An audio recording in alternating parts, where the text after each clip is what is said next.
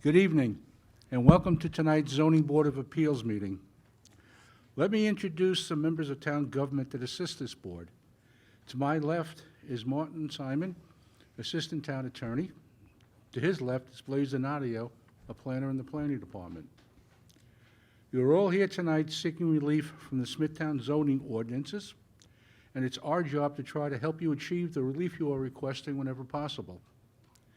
It's up to you to provide this board with precise and accurate information so we can make a decision based on the facts presented tonight. This board must consider the 5 area variance considerations in order to render a decision, and they are as follows. Number 1, whether an undesirable change will be produced in the character of the neighborhood or a detriment to nearby properties will be created by the granting of the variance. Number 2, whether the benefit sought by the applicant can be achieved by some method feasible for the applicant to pursue other than the area variance. Number 3, whether the requested whether the requested area variance is substantial. Number 4, whether the proposed variance will have an adverse effect or impact on the physical or environmental conditions in the neighborhood or district. And number 5, whether the alleged difficulty was self-created, which consideration shall be relevant to the decision of the board but shall not necessarily preclude the granting of the variance. Procedures for tonight's meeting. Cases will be called in the order they are advertised. When you are called, please present your certificates of postings and mailings to Mr. Donadio. Then you'll be asked to go to the podium where you'll state your name and address for the record, and then proceed to tell us why you need your variance. At the end of your presentation, if anyone in the audience would like to speak on your case, they will be given one opportunity to do so. Then the applicant can come back to the podium to answer their concerns. Once the public hearing is closed, no further information will be accepted concerning the case. There are 3 ways to find out about your case. You can stay after the hearing, but there's no guarantee your case will be acted on tonight. You can call the planning office tomorrow after 12 p.m., or you can wait and be notified by mail. We do have 2 adjournments tonight. The first adjournment is Mr. and Mrs. Kumar, which is case 18719. That case has been adjourned to May 24th. And the next case is case 18683, 189 Main Street, LLC. That has been adjourned to June 28th.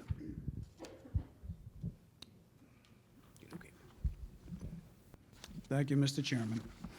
The first case on the agenda is case number 18702, Taylor Montesano, 411 Sunset Lane, Smithtown. The location of the property is the south side of Sunset Lane, 610 feet west of Brookside Drive. The property is owned R21. The applicant is requesting a variance to reduce the minimum front yard setback from 50 feet to 46 feet for a proposed 540 square foot second-story addition.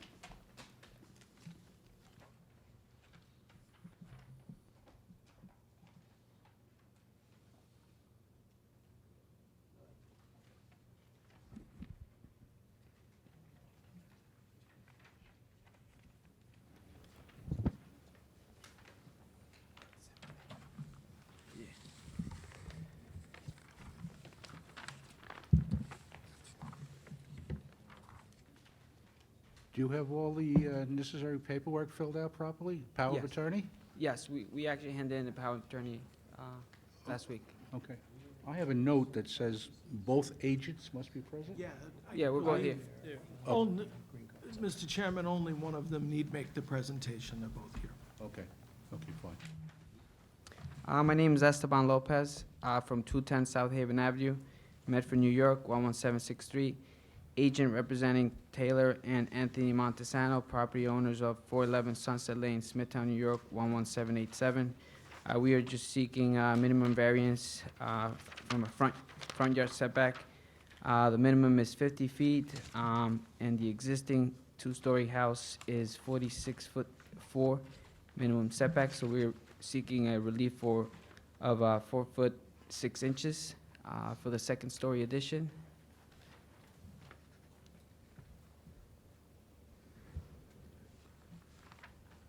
Okay. Does anyone on the board have any questions on this application? No, thank you. No, thank you. No questions. Planning? No, thank you. Is there anyone in the audience like to be heard on this application? Can I have a motion to close the application, please? So moved. Second. Motion has been made to close the application. It's been seconded. All in favor? Aye. Motion carried. Thank you. Thank you.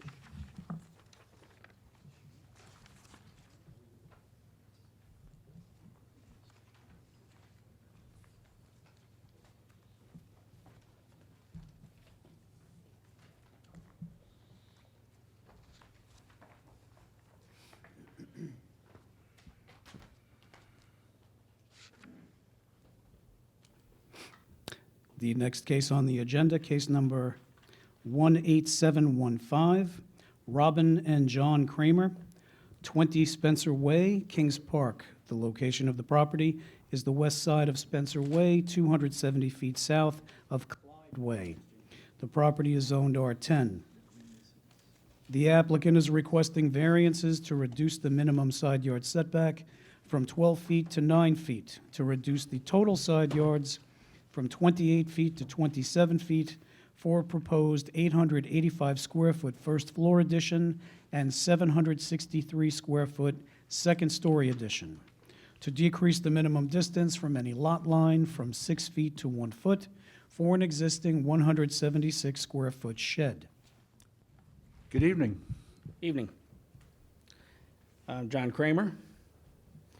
I'll start with the shed. The shed, Can you just give your address also, so we get it correct for the record, please? John Kramer, 20 Spencer Way, Kings Park, New York. Thank you. Seeking relief for the existing shed that's been there 20-something years.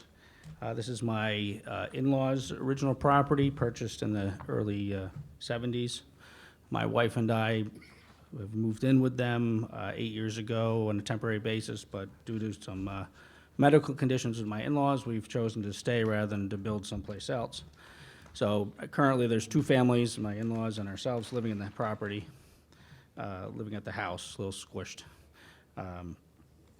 The shed is, I think in the survey, it shows about 1.6 actually from the property. On the survey, it's the bigger the sheds, it's fiber cement board. I put hardy trim on it, which is a cement board, so as far as fire spread, I think that's pretty good. The existing structure, as of November, we started the plans in June for an extension, and then my father-in-law had a stroke in November and is left side disabled. My mother-in-law has had double knee replacement issues, so we're working on making the house easier for them to get around. There's a lot of work that would need to be done upstairs to move walls for them to be able to get through the hallway. We're seeking, I think, a total of a one foot side yard variance to the left. There's currently numerous other homes in the neighborhood that would actually be wider than our home will be when we're finished. So we're making an extension. There's an existing garage there. We're going out 3 feet more to the left. That's pretty much the sum total. My neighbors on that side are good friends, no problems with the project. Actually, pretty much everybody on the mailing list that I've talked to has seen the plans and no problems there. As far as the square footage, seems like a lot. These are for 2 families to be in an existing home. I still actually have 8 years of storage in Kings Park of my stuff when I moved in, so it's still in storage. So I'm looking to actually use my stuff. Anyways, as far as the rear, we did a rear extension partially. They're not big properties. We have other things, a swimming pool, above-ground swimming pool in the back that we have, and to diminish the backyard, I think would be quite a lot to do that. So I think seeking a small side yard variance is nothing. I don't feel it's a detriment to the neighborhood. It's not out of character since there's other structures in the neighborhood that are similar in width. And the main issue of here is really accessibility for the home and the for my in-laws. Thank you. Thank you. Does anyone on the board have any questions on this application? No, thank you. No questions. Planning? No, thank you. Is there anyone in the audience who'd like to be heard on this application? Can I have a motion to close the application, please? So moved. Motion has been made to close the application. It's been seconded. All in favor? Aye. Motion carried. Thank you. Thank you for your time.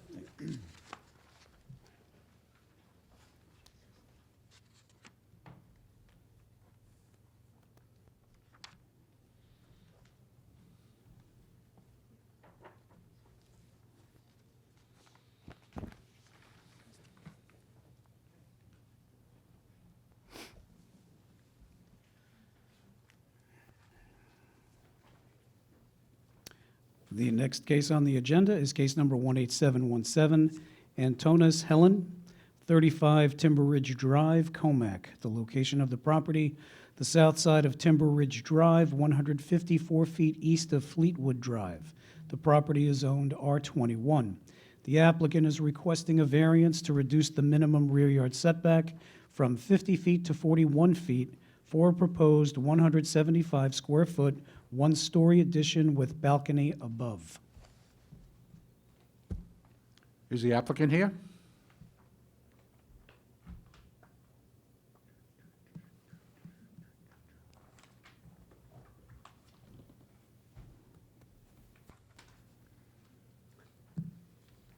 What we'll do is we'll move on, and if the applicant shows up, we'll squeeze him in, Okay, all right?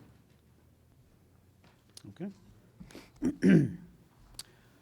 Moving on, the next case on the agenda, case number 18718, Charles Sharon, 500 Gibbs Pond Road, Nesconset. The location of the property is the west side of Gibbs Pond Road, 111 feet south of Pleasant Drive.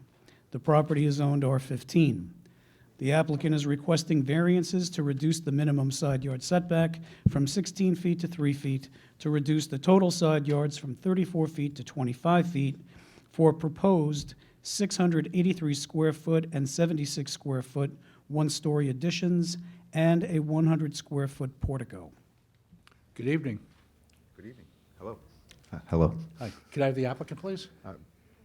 Yeah, Charles Sharon, 500 Gibbs Pond Road. Okay, fine. Would you like this gentleman to speak on your behalf? Yes, I do. Okay, fine, thank you. Could you state your name and address for the record, and spell your last name so we get it correct? Sure. Ken Schulman, Schulman, 209 Lynn Avenue, East Northport. We are seeking variances for minimum and total side yard setbacks. The minimum setback of 3 feet and aggregate of 25 feet are pre-existing, non-conforming setbacks that were approved under a prior variance for a certificate of existing use under case number 14929 dated of March 1st, 2006. The proposed rear and side one-story additions will have a conforming minimum side yard of 18 feet and a total side yard of 40 feet. I have spoken to and shown the construction plans to the most affected property owner at 6 Pleasant Drive, and they had no objections to the variances being granted. I do think this project will have no adverse effects on any of the adjacent properties.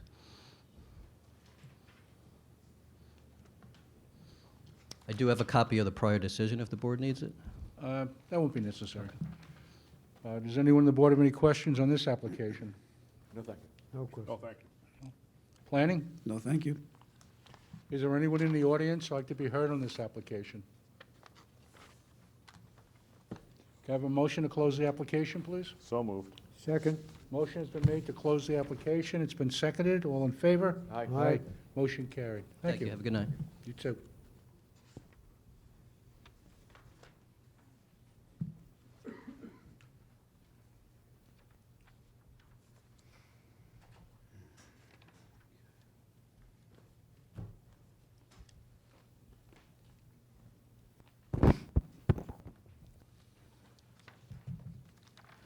The next case on the agenda is case number 18721, Christine Falk, 14 Wadsworth Place, Smithtown. The location of the property, the southwest corner of Wadsworth Place and Brook Lane.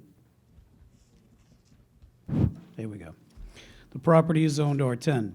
The applicant is requesting a variance to reduce the front yard setback from lot line from 10 feet to 0 on Brook Lane for a proposed 6-foot PVC fence. Good evening. Hi, how are you? Christine Falk, 14 Wadsworth Place, Smithtown. I currently am asking for a taller fence. I have sole custody of my 2 children. My ex-husband was a former police officer that was forced to retire for disabling a man for life and stalking me and harassing me, who's been arrested 6 times and charged with criminal charges. And he can currently see through my chain-link fence and see my children, who he's not allowed to see. So he's a 6'6" guy, and I just want a taller fence. Okay. You know, if you go up, you can get on television. No? Okay. Does anyone on the board have any questions on this application? No, thank you. Planning? No, thank you. No. Anyone in the audience would like to be heard on this application? Can I have a motion to close the application, please? So moved. Motion has been made to close the application. It's been seconded. All in favor? Aye. Aye. Motion carried. Thank you. Thank you.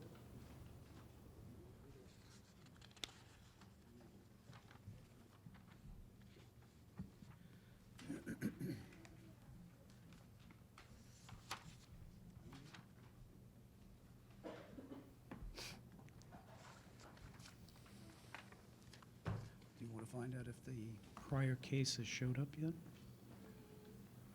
18717.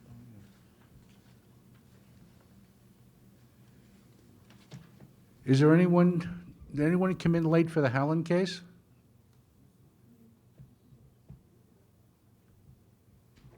I guess not. Okay.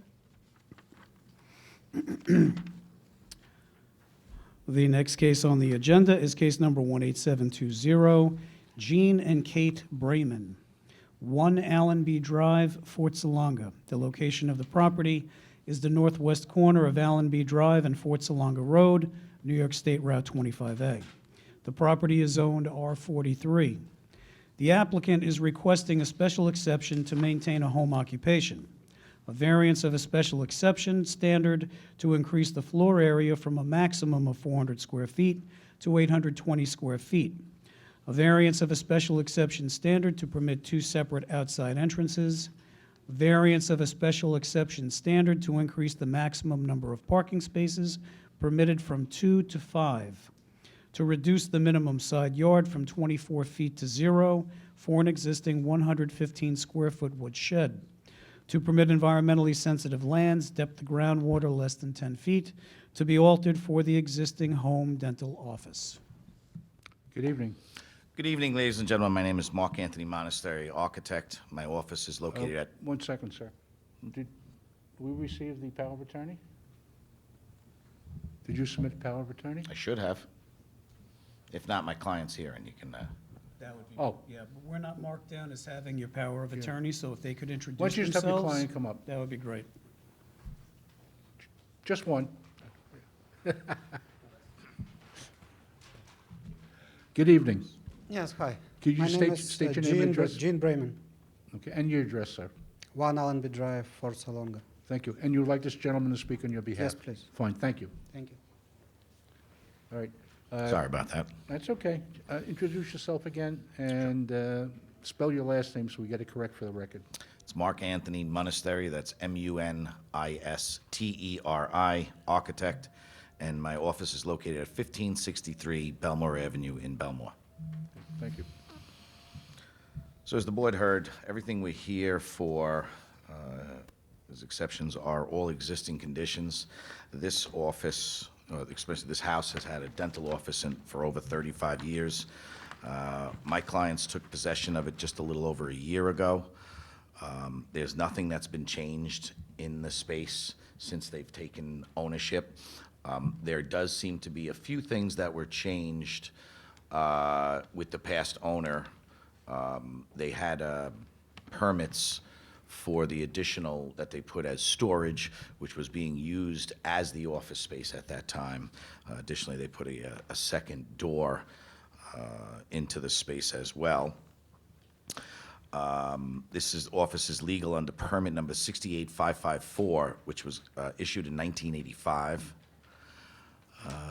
The area that was, the addition that was permitted was permit number 91665. That was in 2002, and that square footage was legal at the time. What we're going for is, we want to utilize it exactly the way it is today. It will only be one office space. Dr. Brayman is just one dentist, that she'll be the only one in there. There'll only be, at best, there would be two people in there, someone waiting, someone that she's working on, and then they would pass. So as far as the parking goes, additionally, presently now, and I know legal spots and not, he can easily park more than 5 cars over there, but they don't need that. Let's see. The main entrance to the dental office was also legal under 68554. And that's the baseline information. Okay. The main entrance, is that the one that you follow the path and it says office? To the office space? Yes, And the other entrance around the side, correct. was that newly installed, or was that always Not there? newly, it was installed, we can't really tell exactly when it was installed. It was installed after the permit was issued and before my client took possession. It's been there for a long time. Okay, thank you. Yep. Does anyone on the board have any questions on this application? No, thank you. Go ahead. How many employees, other than family, are going to work there at any given time? Just her. Thank you. Planning? Mr. Chairman, Planning Department prepared a planning advisory report based on our review of the application and the existence of the existing home dental office. We recommended approval. Thank you. Is there anyone in the audience who'd like to be heard on this application? Can I have a motion to close the application, please? So moved. Motion has been made to close the application. It's been seconded. All in favor? Aye. Motion carries. Thank you all. Have a great night. You too.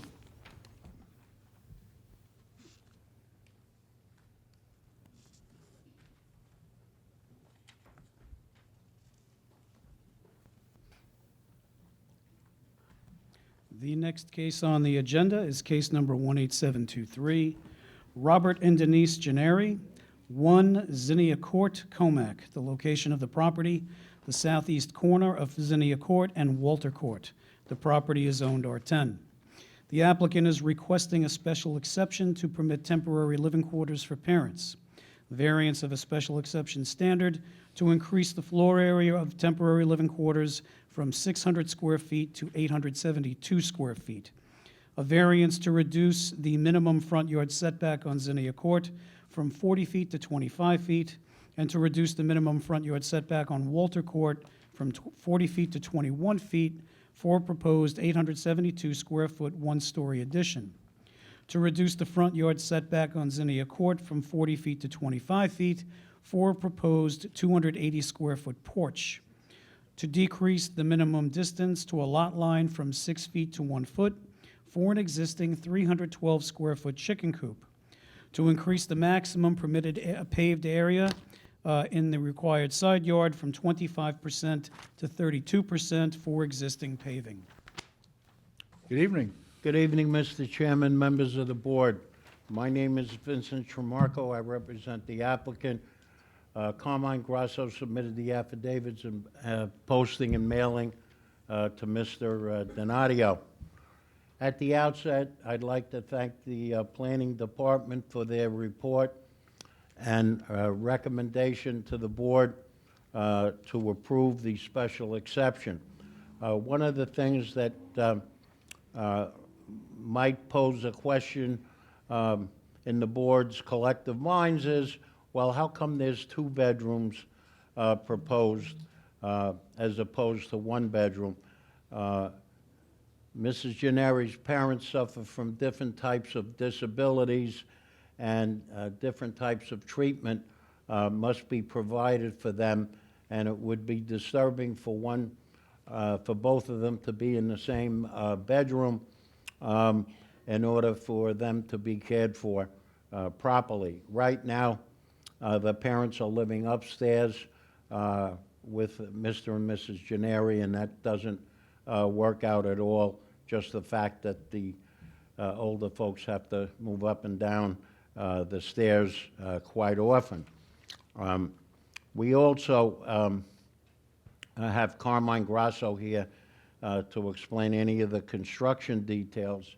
As you can see, this is not only a corner property, it's an odd-shaped corner property where no matter where you look, really, you're going to need a variance if you want to do any type of extension. The only thing that the planning department does not recommend approval is the chicken coop. Normally, I probably would say to my client, well, it is close to the line, and after all, maybe you should think about moving it or making it smaller. However, believe it or not, in this particular case, Mrs. Gennari keeps those chickens for basically solace in her situation.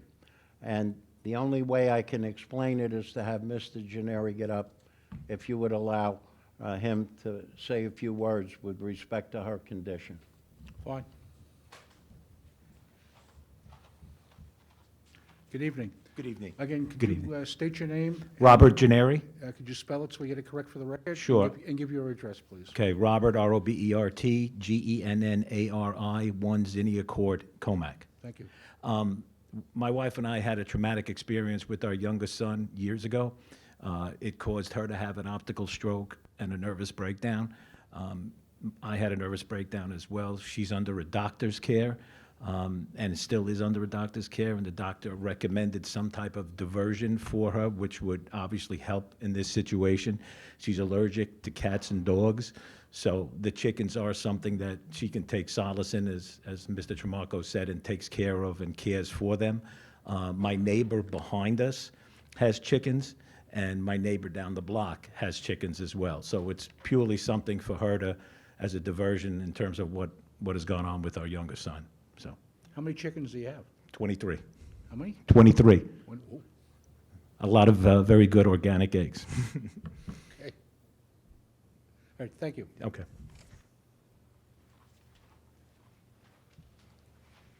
If the board needs any explanation on the construction, we have Carmine here. I don't think so. Tony, you don't need anything, right? No. Not necessary. Okay, well then, thank you. Okay. Does anyone on the board have any questions on this application? No, thank you. No, thank you. Planning? Mr. Chairman, as Mr. Tramarco said, planning did prepare a planning advisory report conditionally recommending approval of the application. The condition that we recommended, because if you look at the character of the neighborhood, all of the homes in this area maintain a 40-foot front yard setback. Because the applicant is on a corner, there is the potential with reducing the setback to the 25 and the 21 feet, that there may be some visual impacts to the neighbors across the street and adjacent to them. And we recommended that as part of the approval, should the board approve the application, that type 2 and type 3 plantings be placed on the property in accordance with the sketch that we prepared, which should be attached to your planning advisory report. Okay. Mr. Chairman, I spoke about that with my client. I thank Blaze for bringing it up. He's agreed to do the plantings pursuant to the direction of the planning department. All right. As far as that chicken coop, can that be moved? No, it's a regular big structure. I don't know, Carmine could better answer that. Carmine, state your name Good and evening, address, sir. please. My name is Carmine Grasso, Grasso. I'm from, excuse me, from Cataldo Grasso Architects, 14 Carl Avenue in Smithtown. Yeah, we took a look at the possibility of moving the chicken coop, and it is a pretty substantial structure, and it would be a very difficult procedure to try to move that to get it within the setback requirements. It's actually, I think, it's really only in the, I guess it would be the southeasterly corner of the lot that it's not meeting the setbacks. And the neighbor behind them actually has a chicken coop there as well, so it doesn't seem to really be affecting any of the neighbors. Okay, Thank you. thank you. Is there anyone in the audience like to be heard on this application? Yep. No. Can I have a motion to close the application, please? So moved. Motion has been made to close the application. It's been seconded. All in favor? Aye. Motion carried. Thank you.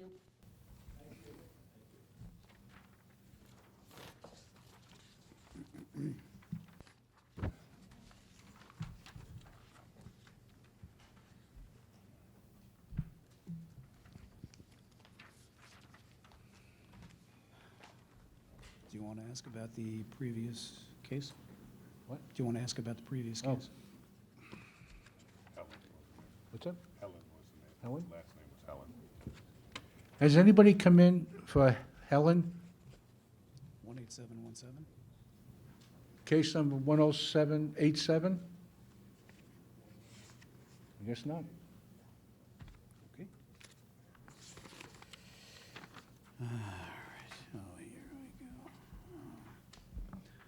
The next case on the agenda, case number 18716, 794 Realty LLC, 794 Jericho Turnpike, St. James.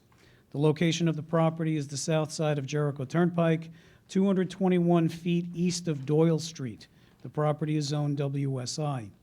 The applicant is requesting variances to decrease the front yard setback from 25 feet to 23 feet for a vehicle display, to increase the height of a vehicle display platform from 4 feet to 6 feet within the front yard, to increase the maximum area of a ground sign from 40 square feet to 70 square feet, to decrease the minimum setback of 3 existing ground signs from 5 feet to 0, to increase the number of ground signs from a maximum of 1 to 4 per parcel, to increase the maximum lumens of 4 spotlights from 1,000 to 5,700 lumens each for a proposed 70-square-foot mountain rockscape vehicle display platform. Good evening. Good evening. My name is Brett Saslow. I'm the owner of 794 Realty. And you would like to speak on your behalf? Yes, sir. Thank you. Good evening. I'm Mark Mancini, architect, 222 Middle Country Road in Smithtown, New York. Mancini.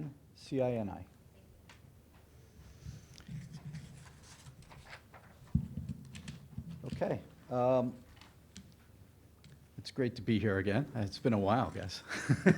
It has. It has. Yeah, these type of signs, I don't know if we have the graphic up of the actual sign, or it's not a sign as much as it is a rock structure which a Jeep goes on. I'm an owner of the Jeep, which my client has sold me, which is really nice. Jeep dealerships often have this in front. In fact, I think in town of Smithtown, I've seen in the past, Hummer, I think, had one. I think a couple other dealerships might have it. Whether they did this legally or not, we are here to do this legally and put this structure in. Those of you who've been around the Chrysler dealership, you know that we are under renovation. We are putting in a whole new service facility that was passed, I think, over a year ago now, and it's under construction. This is going to be one of the premier dealerships of Long Island, if not the premier dealership of Long Island. My client has done very well here in Smithtown. This is a great asset to our community. And this rock structure, where we placed it on the site plan, you can see it's well away from the property line. It's in an area that we think is pretty conducive to the type of things that are going on in that area. We have a lot of cars that are stored on that lot, and we know this is something that is going to be eye-catching but not overbearing on the area itself. The lighting is what's specified by Jeep itself, the corporation, to put on there. I will tell you that this area is all commercial up front here. It doesn't impact the rear area. We are also very concerned in this area. I don't know if you realize what's been going on in the car dealerships around here. There are a lot of robberies, things that go on with the dealerships and cars break-ins. This lot is very secure. We have cameras, and in fact, we actually caught somebody last night on a camera at this location walking around, and they broke a window. So lighting is kind of a very necessary item. It's not an all-night thing that this will be lit up, but a dealership is not something we want to put into the dark. So the other signs on the lot have been there. We are looking to just get everything legalized and straightened out. And if there's any questions from the board, I'd love to hear it. Yes. The lighting that you propose to increase, is that just for cosmetic? That's just on the rock itself, I believe. Yes, to show the rock. It's not to illuminate the entire property? No, not at all. There's plenty of lighting on the property. The front being lit up, especially, obviously for sales. That's what this is Sure. for, of course. Now, you indicated the lights are not on all night. What are the hours that the lights are on? Brett, you want to answer? We cut off everything at 10 o'clock. 10 o'clock. 10 o'clock? Yes. Okay, and that's 7 days a week? Yes. Does anyone else on the board have any questions? I believe we got a correspondence about the lighting in the rear. The neighbors are concerned, I think, about the leakage of light off-site and impacting some of the neighbors. Is that something that can be addressed, to put some of those dark sky compliant lights that don't leak onto adjacent Sure. properties? I know when we built the service facility a few years back and we got that approved, I believe we went with a certain height and stuff, but we'll definitely take a look at that with Blaze if you. Yeah, it's just obviously if we're going to grant a variance to put some more lighting on Jericho, which theoretically where it shouldn't is. impact the neighbors to the rear, maybe we can help them out in the back a little. Okay. I know that if you remember that location, there's a big berm. There was a lot of plantings that we put in there about 2 or 3 years ago.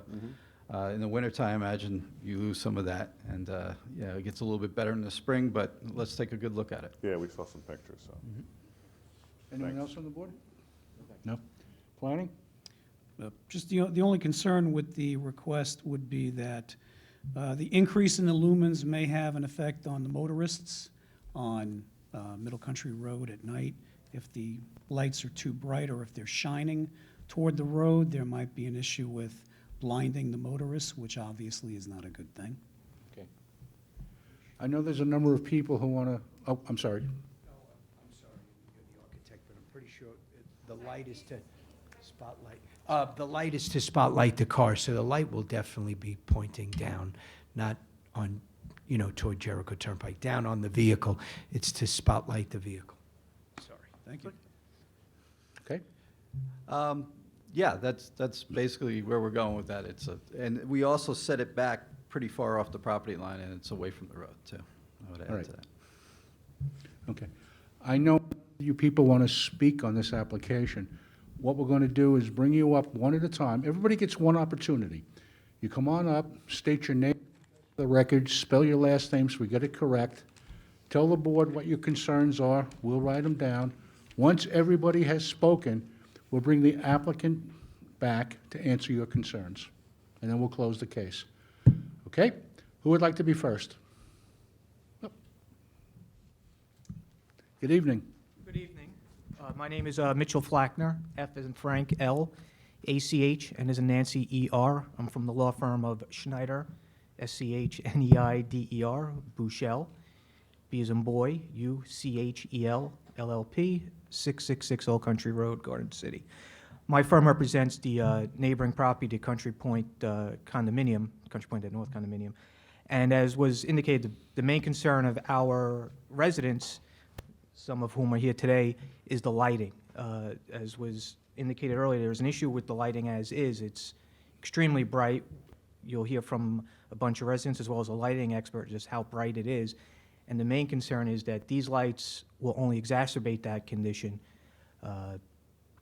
As was indicated earlier, one of the main issues is that in the winter, when there's no foliage on the trees and the bushes in the area, there are residents who it's as bright as daytime in the middle of the night as is.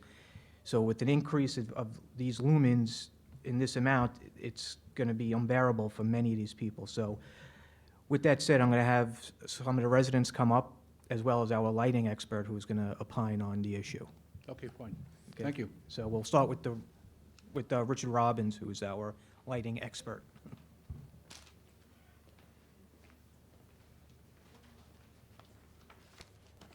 Evening. Good evening. Richard Robbins Architect, 3 Franklin Street, Islip, New York. You can move that microphone up a little bit. Yeah, okay. Can I pass these out for you guys to look at?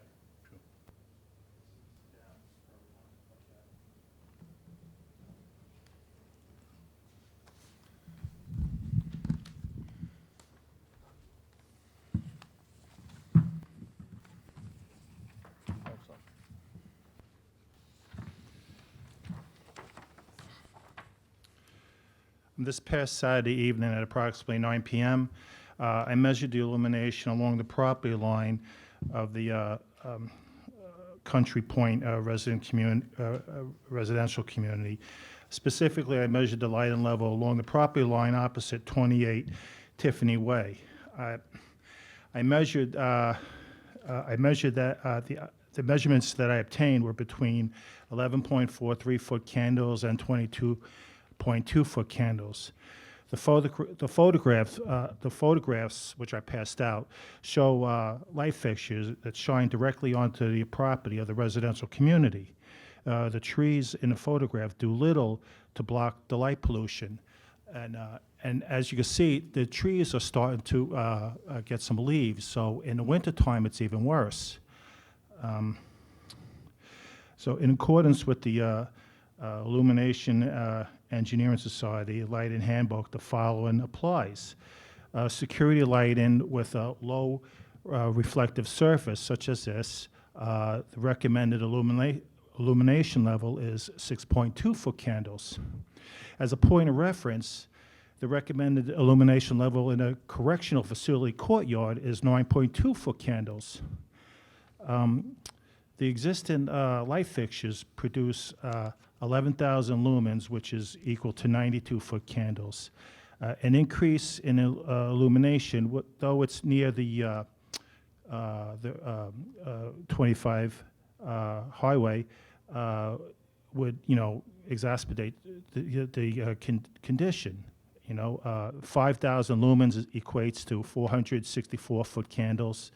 An increase in illumination to 6,000 lumens equates to 575-foot candles. Another point in reference is a Major League ball field has an illumination level of 300 to 400-foot candles. One method to eliminate the lighting issue would be to erect a wall along the property line to eliminate any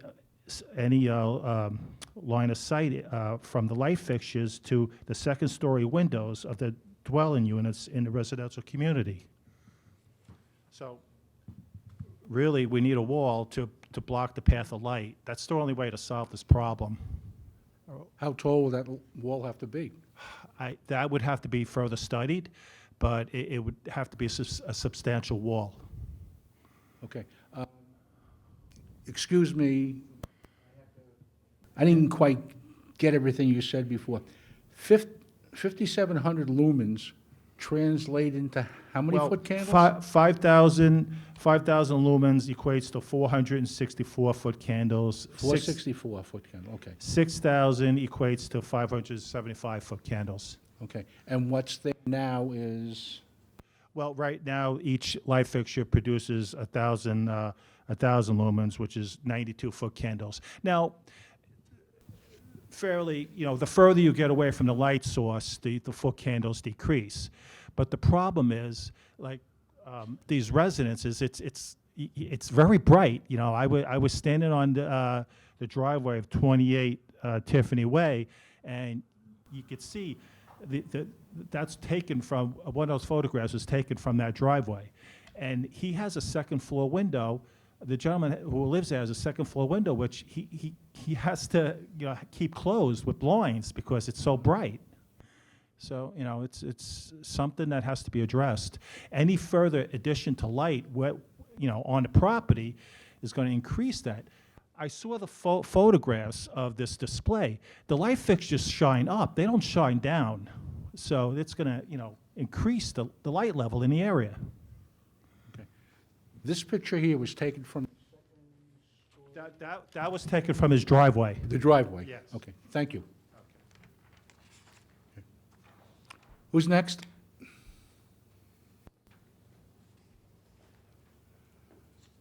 Good evening. Good evening, ladies and gentlemen. I put my thoughts down into words, so if you don't mind, I'm just going to read it to you so I don't miss any points. Yep. My name is Robert Makeley, Makeley, and I reside at 28 Tiffany Way. Okay, great. Okay, so my name is Bob Makeley, and I reside at 28 Tiffany Way along with my wife. I am here tonight on behalf of myself and 10 other families that are going to be adversely affected by approval of this variance with regards to increasing the lighting from 1,000 to 5,700 lumens. My unit is located directly behind the parking lot of the Jeep dealership, as are the other petitioners.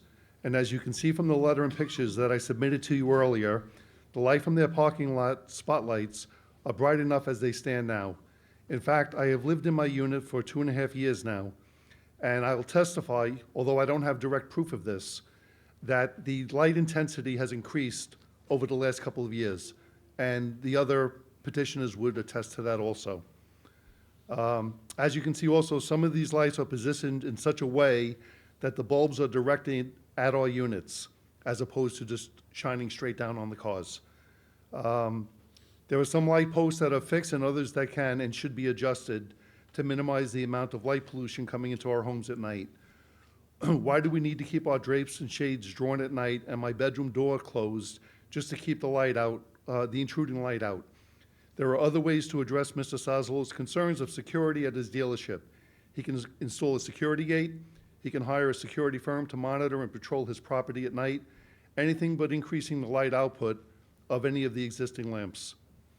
On 8/24/2004, the Suffolk County Legislature said that pursuant to Chapter 108 of the 1985 Code under Section 149-1, under legislative intent that, quote, this legislature also finds and determines that there is an increasing scientific evidence demonstrating that misdirected, unshielded, excessive, or unnecessary outdoor night lighting can have detrimental effects on the environment and the human physiology. Also, on January 5th, 2022, there was a law signed, submitted, and enacted by Steve Malone, the county executive of Suffolk County, adopting local law number 2-2022 to amend the county's light pollution law. It specifically states that this legislature also finds and determines that light fixtures should be no brighter than necessary, with the amount of light limited to the least amount needed and a preference towards warmer colored lights so as to reduce light pollution. This legislature further finds and determines that due to advances in lighting technology, fixtures with a lower correlated temperature have become readily available.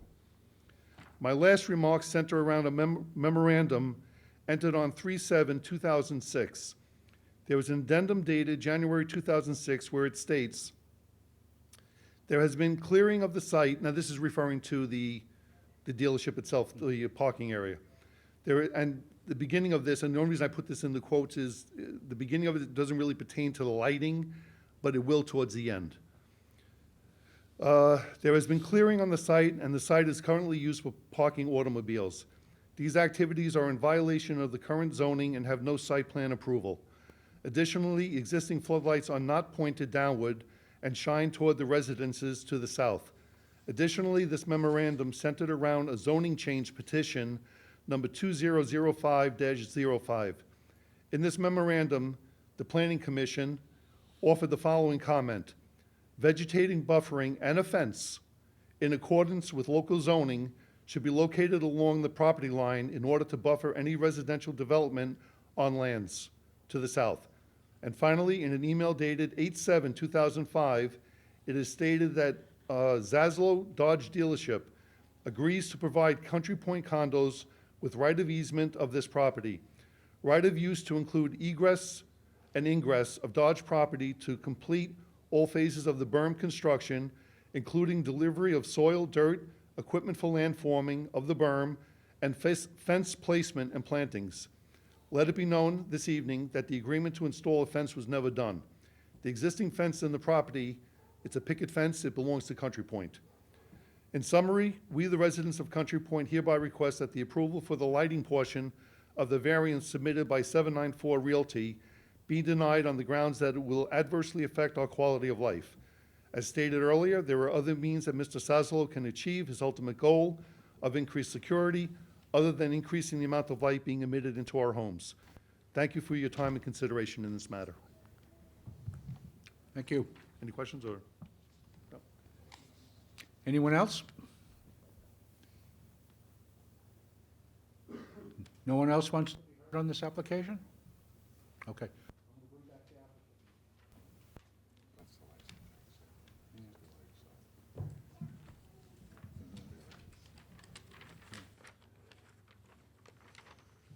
Okay. So to address some of the concerns that I heard tonight, yeah, they're clearly, I just want to make sure I state here that for the past 8 years, we've done nothing but file site plans and get approvals for this project, and you guys know that. We've done several projects in the back with the large mechanical space that was added onto this building. We've redone a lot of the areas and stuff. Now, as far as the lighting in the rear, let's take a good look at it and see if it's pointing in the right direction. And I'm all for doing that with the planning department and make sure that we get that addressed. All right. We have, this site, as it stands right now, is fully permitted and it's fully legal since a long time, so. Let me just ask you a question. Sure. Mr. Tanzi just pointed out to me, this rock that the Jeep sits on, the lights are in there that point up? No. Or are you going to put poles also? It's going to be pointing down, spotlighting the car. I'm sorry. It's going to be pointing down. Oh, okay. They're actually on the lower part, pointing up at the vehicle. Right. You can see them in the picture. Yeah. So you have lights in the rock pointing up, and then you're also going to have pole lights pointing down. Well, we have pole lights, but not necessarily in that area. I mean, we're increasing the lumens around the rock area itself. Right. Yes. But it's also 800 feet, I think, from the actual back property line, so it's a good distance away. So one of the things I'm thinking is that this rock sign structure is almost 600 feet away from the property, the mutual property line between the Jeep dealership and Country Point. And there's a building in the way.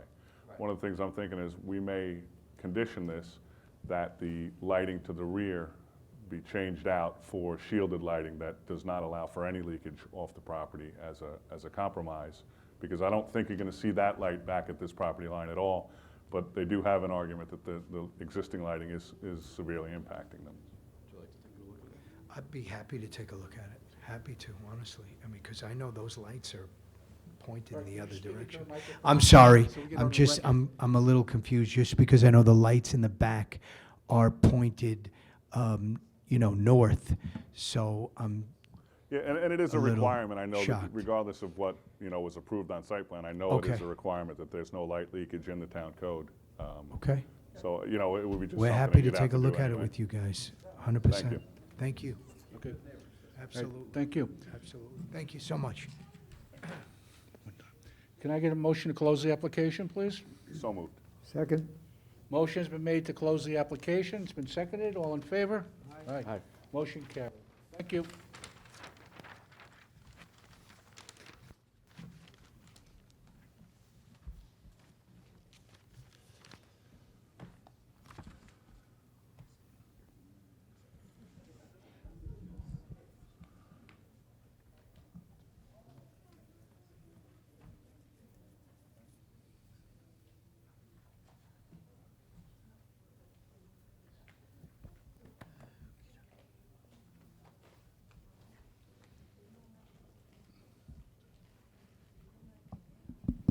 There we go. The next case on the agenda is case number 18722, PJ Venture FG LLC, 4 Henry Street, Comac. The location of the property is the north side of Henry Street, approximately 500 feet west of Arthur Street. The property is zoned NB. The applicant is requesting a special exception for a filling station, a variance of a special exception standard to permit a filling station to be within 1,200 feet of an existing filling station, a variance to reduce the minimum front yard setback from 50 feet to 23 feet for a proposed 11,985 square foot canopy, a variance to reduce the minimum required parking from 3,129 to 2,419 spaces, to increase the number of ground signs from 1 to 2. Good evening. Good evening, Chairman Benz and members of the board. My name is Anthony Stankinelli, and I'm with Furnesis Engineering. I'm the civil engineer for the project. Sure. STANCANELLI.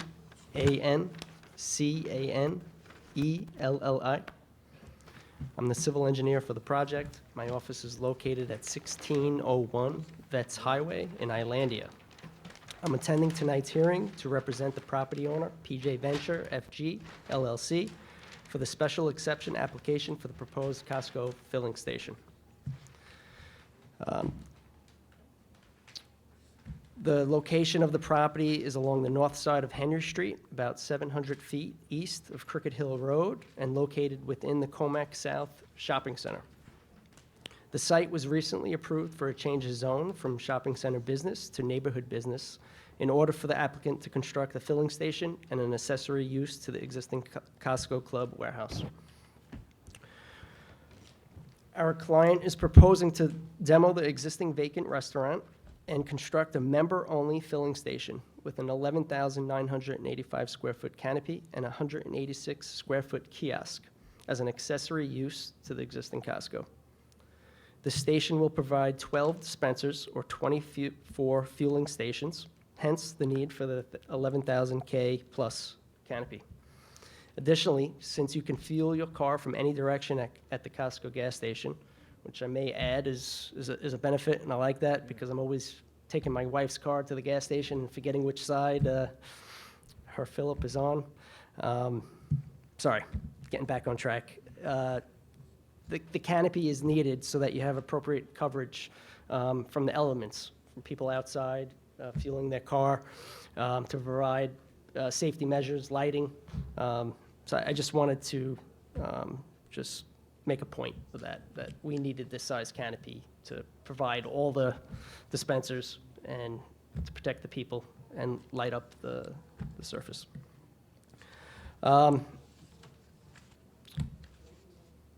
So we're before you tonight to request the special exception and the variances that have already been listed. I won't waste the time and go through them again unless there's any specific questions.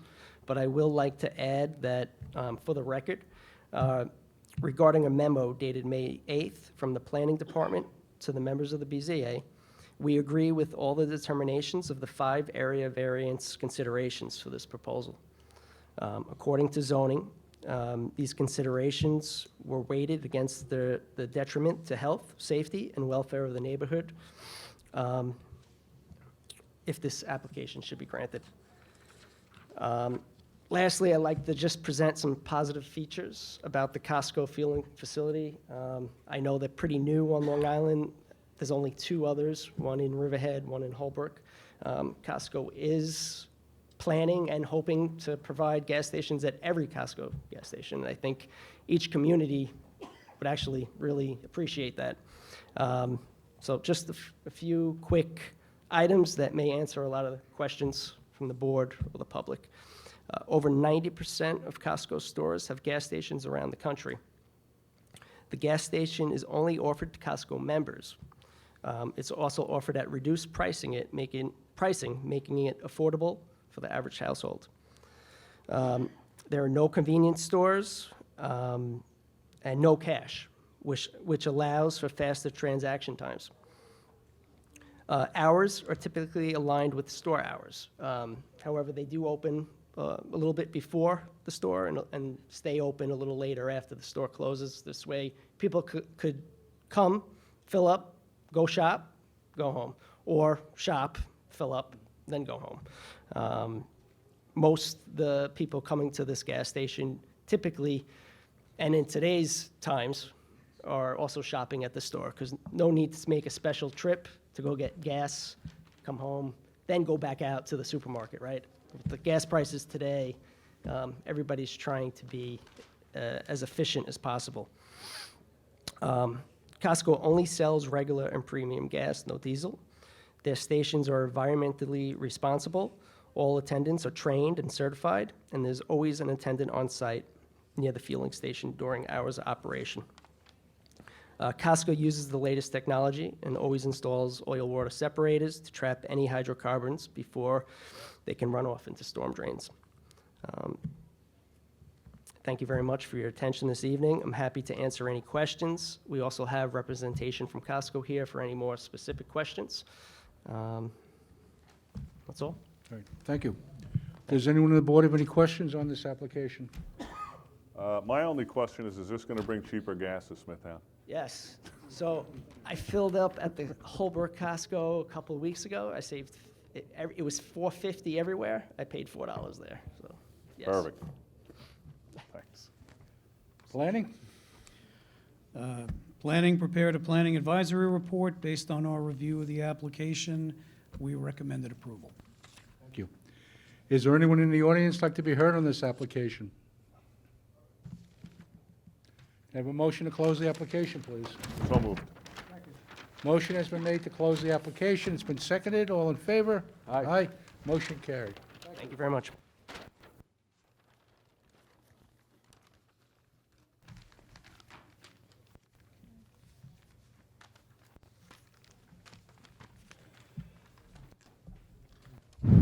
Before we continue, I just want to ask everybody that's in the audience, is there anyone here for case number 18717, Antonis Helen? That's a no. Okay.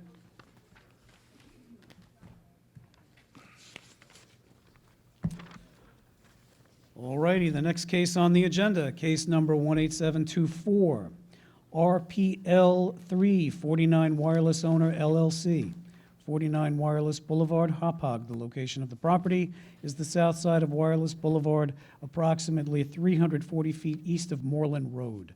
The property is zoned LI.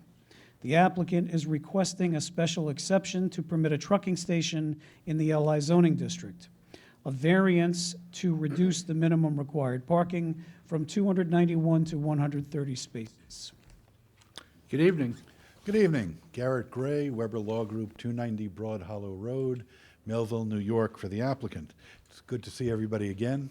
And no, I'm not here on contract pharmacal tonight. A. And 2 R's, 2 T's. So I represent RPL 3, 49 Wireless Owner LLC, which is the owner of the subject property.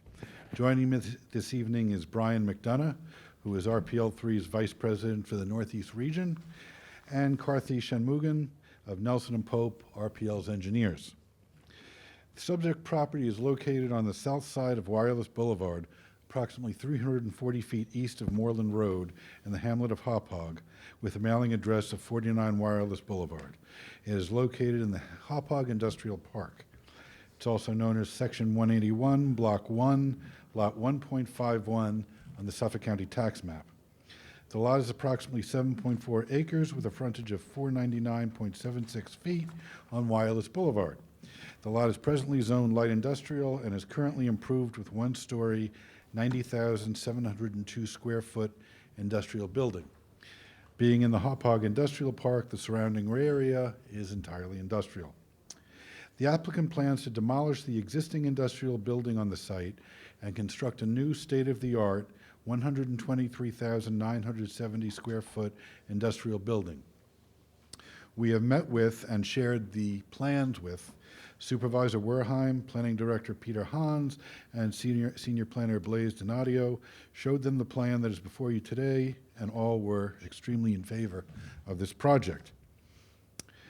The company is a real estate private equity fund manager, developer, and operating company specializing in the industrial property sector. Headquartered in Chicago, they've been targeting opportunities in the Illinois, Wisconsin, Pennsylvania, South Carolina, and New Jersey markets, owning and managing over 7 million square feet and controlling over 1,100 acres of land. They have over $6 billion of industrial investment and development experience. They have 2 active projects in New York, one on Vets Memorial Highway in Bohemia and one on Vets Memorial Highway in Ronkonkoma. This will be their 3rd project in the town of Smithtown, first one in the town of Smithtown. We are here today seeking a parking variance to reduce the required parking from 291 spaces to 131. I should note that at the time of filing, we originally provided 130 parking spaces on the site, but we were able to add 1 more. At the present time, Smithtown Town Code 322-62 requires 1 parking space per 500 square feet of GFA for a warehouse use. However, this code section, which was adopted over 35 years ago in 1986, does not accurately reflect the parking requirements for today's modern-day distribution warehouses, thereby necessitating the instant application. Many towns on Long Island have amended their code or are in the process of amending their code to reflect the lesser parking required by today's warehouses. For example, Islip now requires one space per 1,000 square feet of GFA for warehouses. The town of Hempstead now requires 1 per 1,000. The town of Riverhead requires 1 per 1,000 square feet of floor area for warehouses up to 5,000 square feet, and then 1 additional space for each 10,000 square feet of floor area. The town of Brookhaven is currently drafting legislation to revise its parking code for warehouses, but we are advised that it will be 1 per 1,000 or greater. At 1 per 1,000 and 15% minimum office, we would require 171 parking stalls, thereby necessitating a variance of only 24%. Using Riverhead's calculation, however, and you'll hear from Karthi Shanmugan about the ITE shortly, we would only require 41 total parking spaces, thereby completely vitiating the need for a variance. Indeed, and perhaps most importantly, recognizing how low the parking requirements for today's modern warehouses are, the planning department asked us to and we did, land bank 37 stalls on the north side of the property and provide additional landscaping. The planning department also asked us to move the building back towards the south of the property to create a larger buffer along Wireless Boulevard than that provided by the current building. We did this, and we now provide 100 feet from Wireless Boulevard to the proposed building, as opposed to 70.9 feet provided by the existing building, allowing for a vegetated buffer between the building and Wireless Boulevard. I would now like to call Karthi Shanmugan just to testify about the parking, and then I'll finish right up. Fine.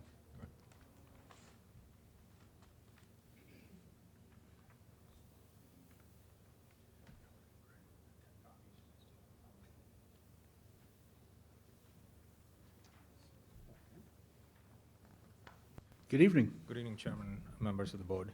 My name is Karthi Shanmugam, Shanmugam, 70 Maxis Road. I work for Nelson Pope, civil engineer representing the client. So as Garrett mentioned earlier, modern day warehouses operations does not require the manpower that used to be in the past. So it requires very minimal manpower these days. And this is a warehouse and a trucking terminal where, since the manpower is minimal, the required parking is also minimal. To support this, our office reviewed the information provided by ITE, Institute of Traffic Engineers Manual, and we did a peak parking demand study for a 124,000 square foot warehouse. So the office space of 4,000 square foot is included as part of the warehouse, as it is less than 10% of the overall square footage.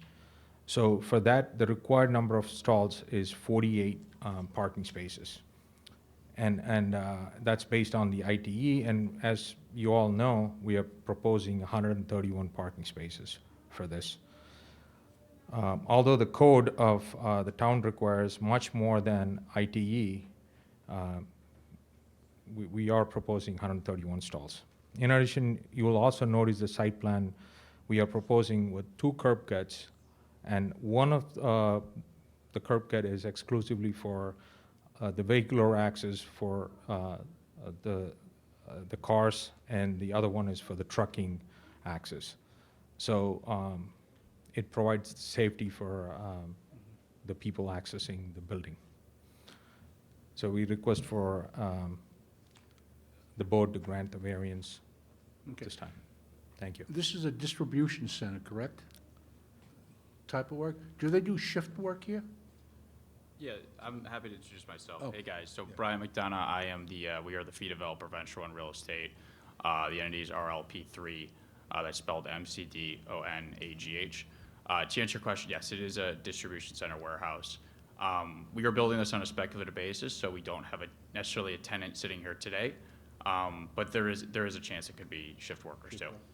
Yes. Okay, thank you. Thanks. So, all 5 factors set forth in Town Law 267B weigh in favor of the applicant. Because the entire area surrounding the property is industrial, there would be no impact on adjacent properties or the neighborhood. While at first it may seem like we're seeking a large parking variance, in reality, given today's modern-day warehouses and the greatly reduced amount of parking they require, we are actually seeking a small variance, if any at all. The benefit cannot be achieved by any other means. There is no additional parking area available. In fact, we land banked 37 spaces in front at the request of the town because we just don't need that parking. Not only would there be no adverse effect on the environment, there would be a positive effect, as the land banking of spaces on the Wireless Boulevard side of the property will allow us to provide more landscaping as opposed to simply more impervious surface. The difficulty is not self-created by the owner because the town is presently operating under an antiquated parking code considering today's modern-day warehouses. We are also seeking a special exception for a trucking station use. Smithtown Town Code 322-3 defines a trucking station as any premises except for retail stores used for the maintenance, repair, or storage of 4 or more commercial vehicles at the same time. In our case, because we have parking for more than 4 tractor trailers on the east side of the property, we are deemed a trucking station and therefore require the special exception. All of the requirements set forth in Smithtown Town Code, Section 322-82C18 are met for the special exception. Moreover, the large landscape buffer area on Wireless Boulevard will more than adequately screen from view all loading docks. Thank you. Self-correct, loading documents. Loading docks and trailer parking spaces. So we are prepared to answer any questions the board may have. Okay, thank you. Thank you for its time. Does anyone on the board have any questions on this application? No, thank you. Thank you. Planning? Planning, prepared a planning advisory report. Based on the review of the application, we recommended approval. All right, thank you. Is there anyone in the audience like to be heard on this application? Up, come on up.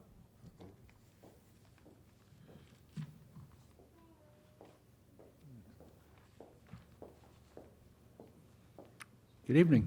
Good evening. I'm Joanne Steigerwald. I work for the company People's Alliance Federal Credit Union next door on the east side, 125 Wireless Boulevard. Steigerwald. And I guess the concern that we have is what's going into the building, but I heard tonight they don't have a business yet assigned because of the parking.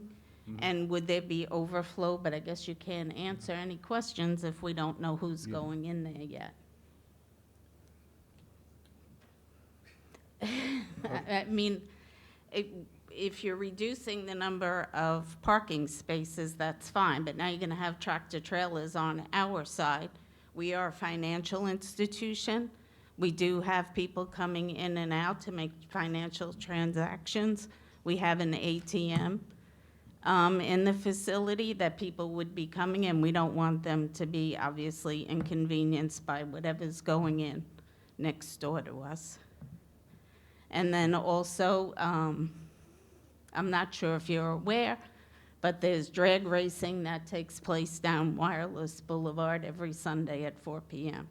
So how would that impact trucks and people coming in and out? That's it. Okay, thank you. You're welcome. Well, I, for one, will no longer be drag racing on Wireless Boulevard, I'll tell you that. I don't know if you want to. The two warehouses I mentioned before on Vets Memorial Highway, as well as this, are spec warehouses. The majority of the warehouses being built on Long Island right now are spec warehouses. COVID has directed that these are the structures that are most needed right now by Long Islanders, in fact, across the country. Regardless of the tenant, they still would not require the amount of parking that is necessitated by the code. Also, there is landscaping along the east side of the building to provide some buffering, and the parking of tractor trailers, they're not going to be idling in the parking spaces. If they park in the parking spaces, they'll be off, so they won't be causing any noise. Okay, thank you. Yeah, no, and I'd just like to add that all of our parking requirement will be contained to the site, will not be on the street for obvious reasons. We do operate these facilities in the highest standard throughout the country, built them with the most modern construction, precast, and we do take good pride in being a good advocate for the community.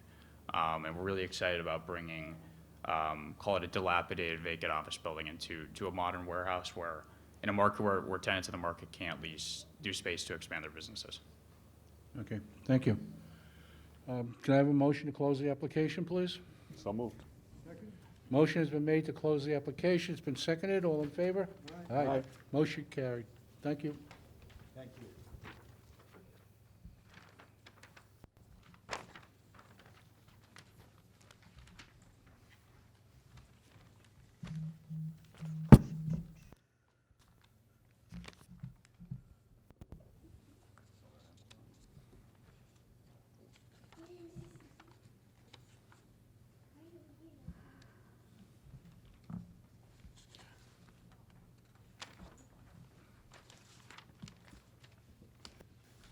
The next case on the agenda, case number 18664, Herrick Lipton, 1056 West Jericho Turnpike, Smithtown. The location of the property, the southeast corner of West Jericho Turnpike and Wyandanch Boulevard. The property is zoned WSI. The applicant is requesting variances to reduce the minimum rear yard setback from 50 feet to 39 feet, to reduce the front yard parking setback from 25 feet to 7 feet, to reduce the side yard parking setback from 6 feet to 4 feet, to increase the height of a retaining wall from 6 feet to 12 feet, to reduce the setback of a retaining wall from 12 feet to 4 feet, to permit alteration of environmentally sensitive lands, steep slopes greater than 15%, to permit construction within 10 feet of slopes greater than 25%, to reduce the minimum parking from 55 to 43 spaces, to eliminate the required truck loading space for a proposed 4,156 square foot one-story addition to an existing 4,085 square foot one-story building. Good evening. Good evening. Herrick Lipton, Herrick Lipton, CEO of New Horizon Counseling Center. Great to meet you all in person.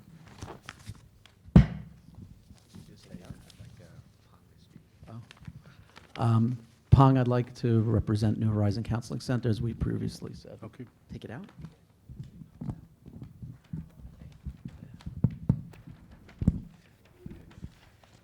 Good evening. Pong Moy from Mancini Moy Architecture, 222 Middle Country Road, Suite 314, Smithtown, New York, 11787.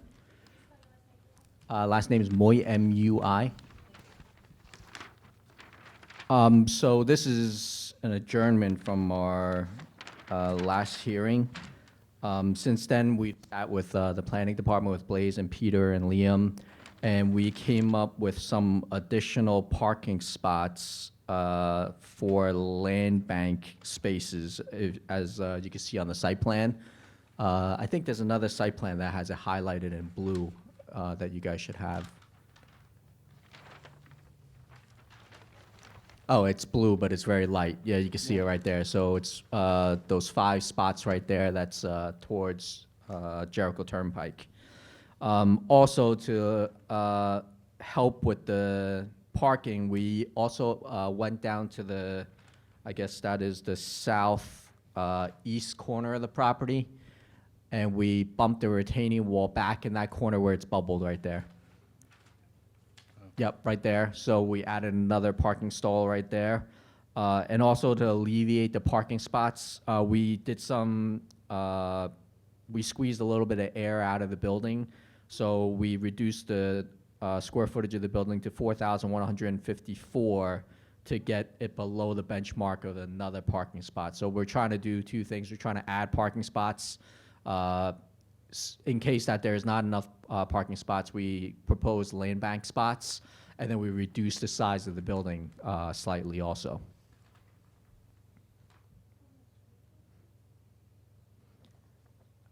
The reasoning, just so you know, the reasoning for the land bank spots instead of putting them in, when I spoke to Peter, he said if we actually don't need the spots, he'd rather have the bigger buffer on Jericho Turnpike than actually put those 5 spots in and have a smaller landscape area. That was the reasoning behind those land bank spots.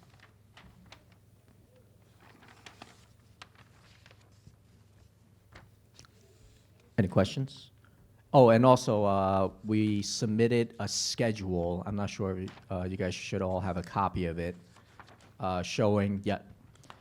So pretty much, there's pretty much like a morning shift and a afternoon shift.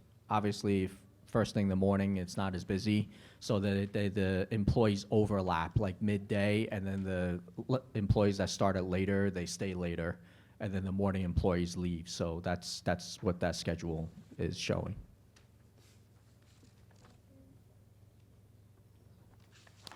Okay. So with the addition, you're going to be adding 9 new offices to the existing 15 that are there now, right? For a total of 24? I'm sorry, I actually don't have the floor plan right in front of me, but I can't, I can count, but actually even the site plan that the floor plan that we revised, there was some, it was kind of like a preliminary floor plan, so even some of the areas, it's really like too small to be an office. It's really probably more of a storage room, like by the reception.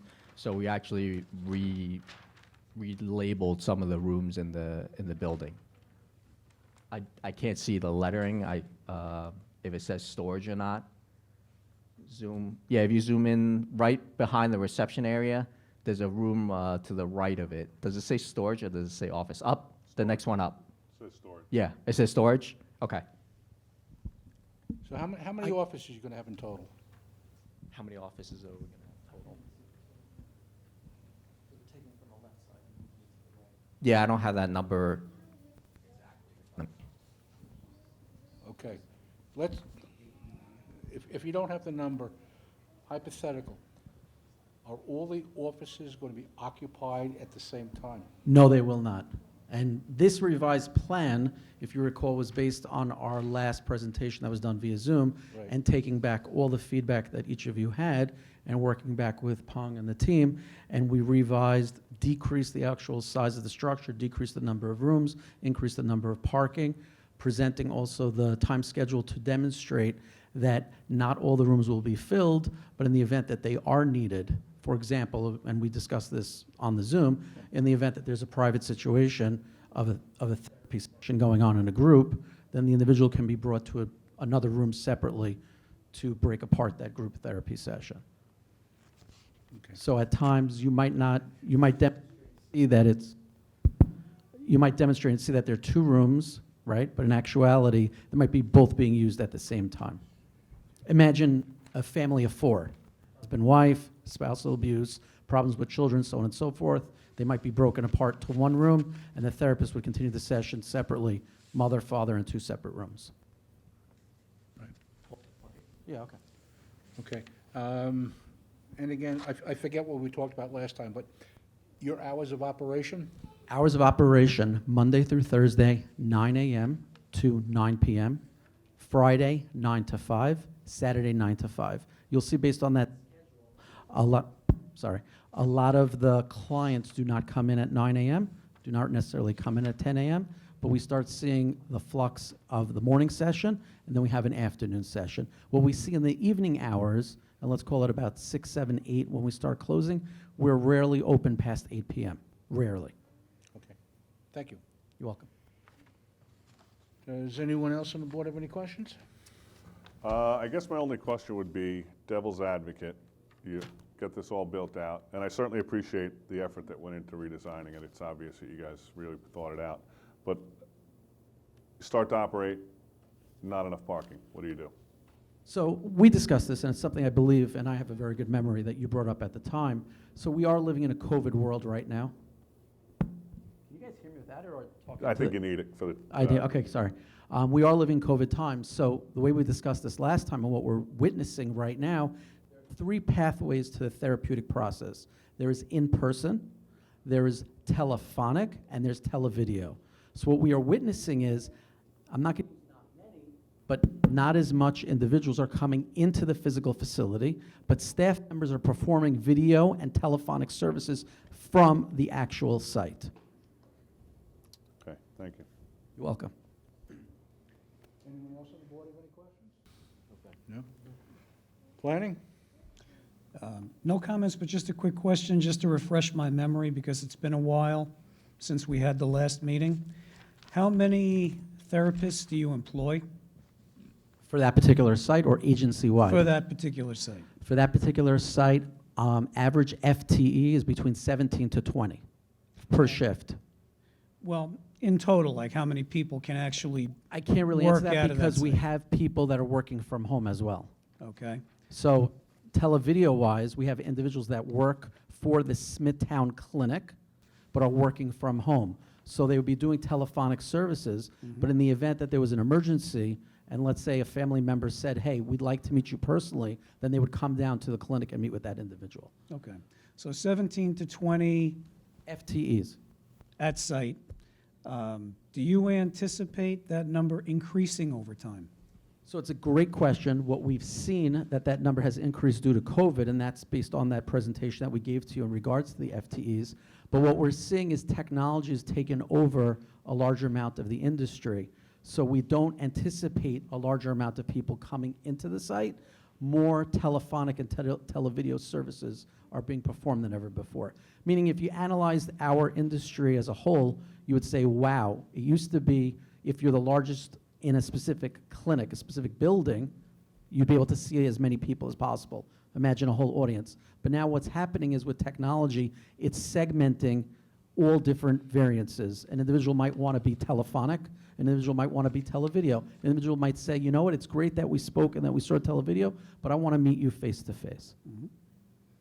So I just want to be clear. The FTEs that work on site, there are also people working from home as well that do video conferencing or telephone conferencing? We have individuals that work for that site that will never go to that site. A perfect example is a quality assurance individual. So that individual works from home in order to check that the therapist is doing the proper regulatory processes. To just remind you all, we are licensed by New York State. We have contracts with Suffolk County, and we are audited and inspected by Suffolk County on a regular basis. All right, thank you very much. I just wanted to address your question about if they get it built and there is, if there's an overflow in parking, that your concern is maybe we could do something like off-site parking. Is that what you're referring to?